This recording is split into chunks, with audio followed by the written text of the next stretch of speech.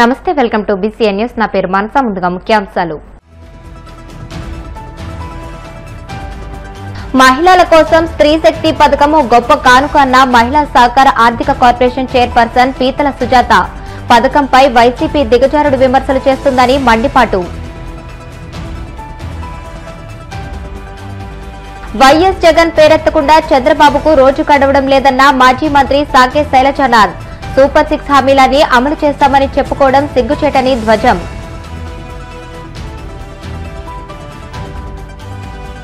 ఓట్లను తొలగించడం అంటే పౌర హక్కులను కాలరాయడమే అన్న తెలంగాణ డిప్యూటీ సీఎం బట్టి.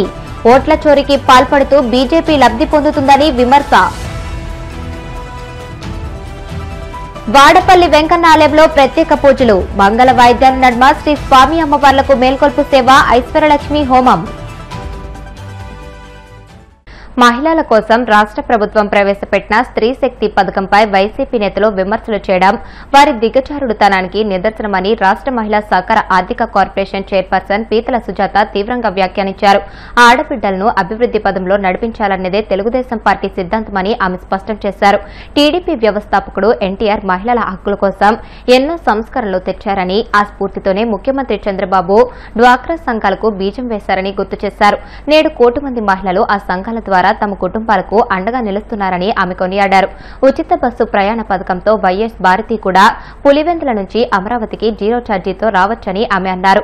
రానున్న 4 ఏళ్లలో మరిన్ని పథకాలు అమలు చేసి రాష్ట్రాన్ని ప్రగతి పదంలో ముందుకు తీసుకువెళ్తామని సుజాత ధీమా వ్యక్తం చేశారు.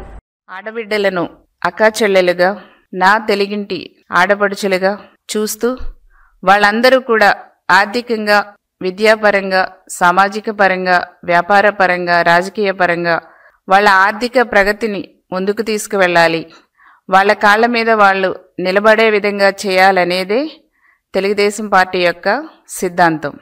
ఆనాడు అన్న నందమూరి తారక రామారావు గారు మహిళలకు ఆస్తిలో వాటా హక్కు కల్పించి మహిళల యొక్క ఆత్మ గౌరవాన్ని, ఆత్మవిశ్వాసాన్ని ఎంతో పెంచిన విషయం మా మహిళా సోదరిమణులకు అందరికి కూడా తెలుసు.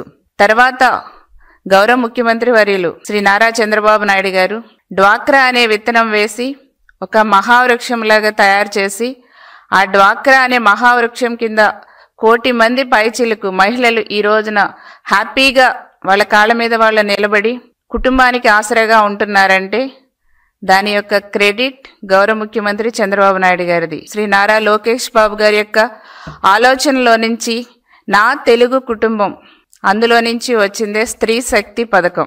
ఈ స్త్రీ శక్తి పథకం ఆగస్టు 15వ తారీఖున రాష్ట్ర వ్యాప్తంగా గౌరవ ముఖ్యమంత్రి వర్యులు శ్రీ నారా చంద్రబాబు నాయుడు గారు, గౌరవ లోకేష్ బాబు గారు, గౌరవ పవన్ కళ్యాణ్ గారి చేతుల మీదుగా రాష్ట్ర వ్యాప్తంగా చాలా చాలా అట్టహాసంగా స్టార్ట్ అయిన విషయాన్ని కూడా ప్రజలందరికీ కూడా చూశారు, తెలియజేస్తున్నాం.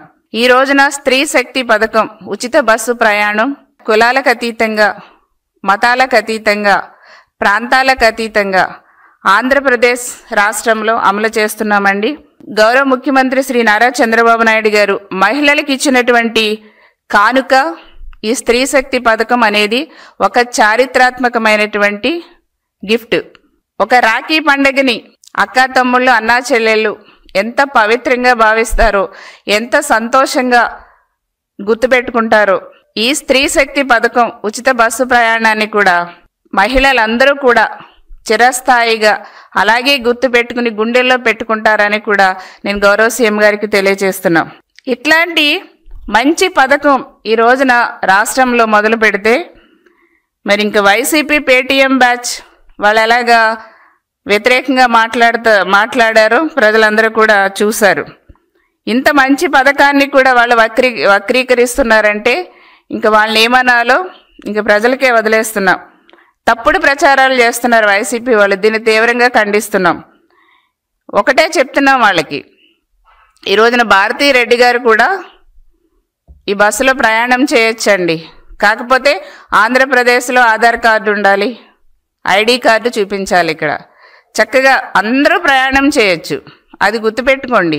ఒక మంచి పని ప్రజల కోసం చేస్తున్నప్పుడు దాన్ని స్వీకరించండి, సపోర్ట్ చేయండి, లేదంటే నోరు మూసుకుని ఉండండి. అంతే తప్ప మీరు ఇట్లాంటి తప్పుడు ప్రచారాలు చేయొద్దనేసి నేను వాళ్ళకి తెలియజేస్తున్నా, వైసీపీ వాళ్ళకి. స్వతంత్ర దినోత్సవ కార్యక్రమంలో కూడా పచ్చి అబద్దాలు చెప్పిన చంద్రబాబుకి పొద్దస్తమానం జగన్ పేరు తలవకుండా రోజు గడవడం లేదని మాజీ మంత్రి సాకే శైలజనాథ్ ఎద్దేవా చేశారు. అనంతపురంలోని వైసీపీ జిల్లా కార్యాలయంలో ఆయన మీడియాతో మాట్లాడుతూ వారం వారం అప్పులు అబద్దాలతో చంద్రబాబు ఏపీ బ్రాండ్ ఇమేజ్ ని దెబ్బతీస్తున్నారని ఆక్షేపించారు. అధికారంలోకి వచ్చిన 15 నెలల తర్వాత కూడా గత ప్రభుత్వం అంటూ మాపై బురద చల్లడం తప్ప హామీల అమలుపై చంద్రబాబు ఆలోచన చేయకపోవడం ప్రజలను వంచడమే అవుతుందని అన్నారు. అలాంటి టీడీపీకి ప్రజలు ఎలా ఓట్లు వేస్తారని ప్రశ్నించిన శైలజానాథ్ అధికారాన్ని అడ్డం పెట్టుకుని రిగ్గింగ్ చేసి పులివెందుల జడ్పీటీసీ ఎన్నికల్లో టీడీపీ విజయం సాధించిందని స్పష్టం చేశారు. ఆవకతలాగా చంద్రబాబు నాయుడు గారు జగన్మోహన్ రెడ్డి గారి ప్రభుత్వం గత ప్రభుత్వం అనేక తప్పులు చేసింది లేక అప్పులు చేసింది అని మాట్లాడుతూ వచ్చారు. దాంతో పాటుగా సూపర్ 6 అనే ఆయన వాగ్దానాన్ని బహుశా చంద్రబాబు నాయుడు గారు వాగ్దానం చేస్తే దాన్ని మర్చిపోతాడు, దాన్ని అతను గుర్తుపెట్టుకొని చేసే పని చేయడు. ఎవరన్నా గరికి ఒత్తిడి కొద్దిగా చేసేట్లు కనిపిస్తాడు కానీ చేసే ఆలోచన అతనికి ఎప్పుడూ ఉండదు. సూపర్ 6 చాలా సూపర్గా అమలు చేయబడతా ఉంది, చేశానని కూడా ఆయన ప్రకటించారు. దాంట్లో పాటుగానే రాజకీయాలు మాట్లాడుతూ ఏదో స్వాతంత్రం లభించిందని కూడా మాట్లాడారు. చంద్రబాబు గారు మీరు బహుశా మా నాయకుడు జగన్మోహన్ రెడ్డి గారు చెప్పినట్లు బహుశా ఆఖరి ఎలక్షన్ చేస్తారేమో, ఇంకా బహుశా మీరు నాకెందుకో ఇప్పటికి అనుమానమే. అసలు మీరు అడ్మినిస్ట్రేషన్ మానేసి వేరే వాళ్ళకి ఇచ్చేసినారు, మీరు ఊరికే పైపైన కనిపించిపోతూ ఉంటారు, అట్లా వచ్చేదో రకరకాల మాటలు మాట్లాడిపోతూ ఉంటారు. ఏదో అప్పటికో నిద్ర మేల్కొని వచ్చేసి నిద్రలో ఏదో వచ్చిన విషయాలని మాట్లాడతారని నేను అనుకుంటూ ఉంటాను. కానీ ఈ సూపర్ 6 అనేది ఎక్కడ అమలైందో నువ్వు చెప్పాలా. ఎప్పుడూ మోసపూరితమైన వాగ్దానాలన్నా గూగుల్ లేకపోయి రీకాలింగ్ చంద్రబాబు నాయుడు కొడితేనే మోసం వాగ్దానం అని వస్తూ ఉంది. చంద్రబాబు నాయుడు వాగ్దానాలన్నీ మోసమే అని వస్తూ ఉంది. అంటే చివరికి గూగుల్ కూడా దాన్ని తీసుకుంది. మీరంటేనే చంద్రబాబు నాయుడు గారు అంటేనే మోసం మాటలు చెప్తాడు, మోసం చేస్తాడు అనే విధంగానే ట్రెండ్ అవుతుంది ఈ రోజున.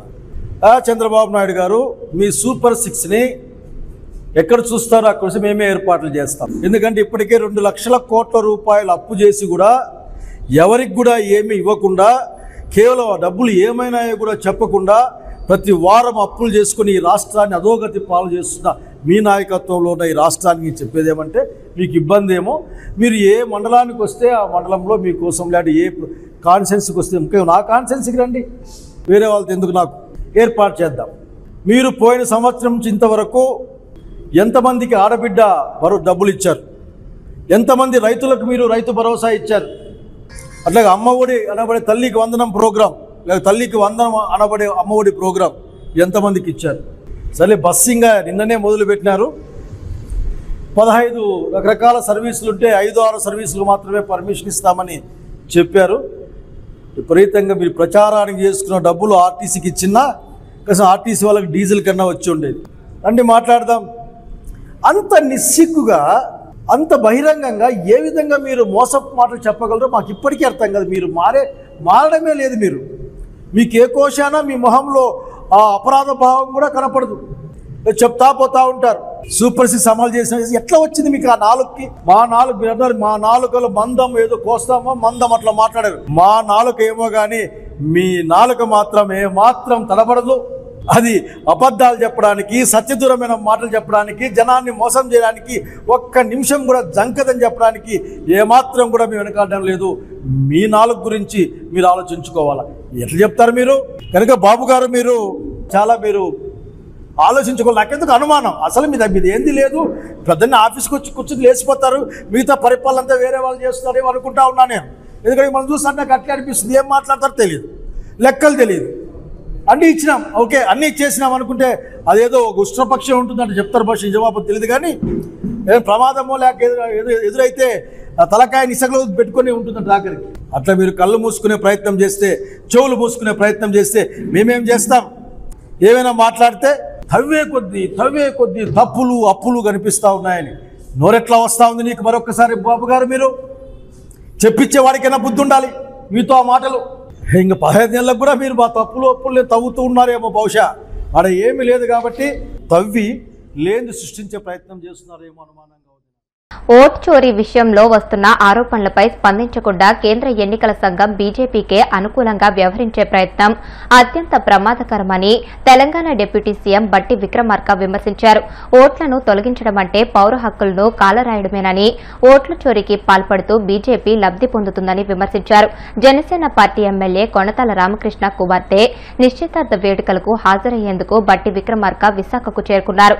ఈ సందర్భంగా మీడియాతో మాట్లాడిన ఆయన ఓట్ల చోరీ జరిగిన తీరును కళ్లకు కట్టే విధంగా రాహుల్ గాంధీ దేశ ప్రజలకు నిరూపించారని అన్నారు. బీహార్లో రాహుల్ గాంధీ తలపెట్టిన ఓట్ అధికార్ యాత్రకు రాజకీయ పక్షాలు, ప్రజలు, ప్రజాస్వామికవాదుల నుంచి సంపూర్ణ మద్దతు లభిస్తుందని అన్నారు. చోరీ అనేది భారతదేశంలో ఉన్నటువంటి పౌరుల యొక్క హక్కుని కాలరాయటమే. భారత రాజ్యాంగం ఈ దేశంలో ఉన్నటువంటి ప్రతి పౌరుడికి కూడా తన ఓటుని హక్కు ద్వారా ఇచ్చి ఈ దేశ పాలన ఏ రకంగా ఉండాలో అనేటువంటి విధానాన్ని స్పష్టంగా చెప్పిన దాన్ని భారతీయ జనతా పార్టీకి సంబంధించినటువంటి కేంద్ర ప్రభుత్వం ఈరోజు పౌరుల ఓట్లని చోరీ అంటే బతుకున్నటువంటి వాళ్ళని తొలగించటం, చనిపోయారని, లేకపోతే అక్కడ ఓటర్లుగా లేనటువంటి వాళ్ళకు కావాల్సినటువంటి వాళ్ళు ఓటర్లుగా చేర్చి ఆ ఓట్ల ద్వారా వాళ్ళు లబ్ధి పొందే కార్యక్రమం. దీనికి సంబంధించి అఖిల భారత కాంగ్రెస్ కమిటీ నాయకుడు, ప్రస్తుత పార్లమెంట్లో ప్రతిపక్ష నాయకుడు లోక్సభలో శ్రీ రాహుల్ గాంధీ గారు నిజాలతో, వాస్తవాలతో, ఉదాహరణలతో సహా దేశవ్యాప్తంగా ప్రజలందరికీ తెలియజెప్పే విధంగా స్పష్టంగా వారు ఉదాహరించి చూపించారు. చూపించడమే కాకుండా చాలా స్పష్టంగా ఈ భారత ప్రభుత్వాన్ని, ముఖ్యంగా నరేంద్ర మోడీ గారి నాయకత్వంలో ఉన్నటువంటి ప్రభుత్వాన్ని సూటిగా ప్రశ్నించారు కూడా. ఓటు చోరీ ద్వారా ప్రజాస్వామ్యాన్ని కూనీ చేస్తూ ఉన్నారు. తద్వారా భారత ప్రజాస్వామ్యం పైనే దాడి జరుగుతూ ఉంది. తద్వారా భారత రాజ్యాంగాన్ని కూడా తూట్లు పడవాలన్నటువంటి ఒక కుట్ర దీంట్లో దాగి ఉన్నది.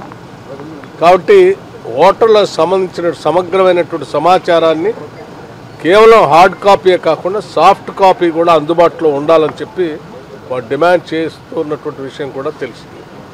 అయినప్పటికి కూడా ఇటు కేంద్ర ప్రభుత్వం కానీ, ఎన్నికల కమిషన్ కానీ ఏమాత్రం స్పందించకుండా జరుగుతున్నటువంటి ఈ చోరీ వల్ల ఏక పార్టీకి, అంటే భారతీయ జనతా పార్టీకి మాత్రమే లాభం చేకూర్చే విధంగా జరుగుతున్న ప్రక్రియ ఇది అత్యంత ప్రమాదకరమైందని చెప్పి దీని ద్వారా ప్రజలను సమాయత్తం చేస్తూ రాహుల్ గాంధీ గారు చేస్తున్నటువంటి యాత్రకి, పోరాటానికి సంఘీభావంగా ఈరోజు దేశవ్యాప్తంగా అనేక రాజకీయ పార్టీలు, కేవలం రాజకీయ పార్టీలే కాకుండా పౌరులందరికీ ఓట్లు ఉండాలని, ఆ ఓట్ల ద్వారా ప్రజాస్వామ్యాన్ని నిలబెట్టాలని కోరుకునేటువంటి ప్రజాస్వామ్యవాదులందరూ కూడా ఆయనకు మద్దతు ఇస్తూ ఉన్నారు.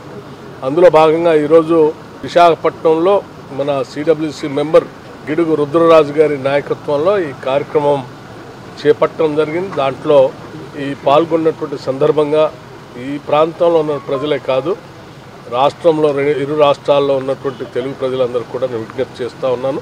ఓటు చోరీ పైన మనం అందరం యుద్ధం చేద్దాం, మన ఓట్లు మనం కాపాడుకుందాం. ఇప్పుడు కాసేపు ప్రకటనలు.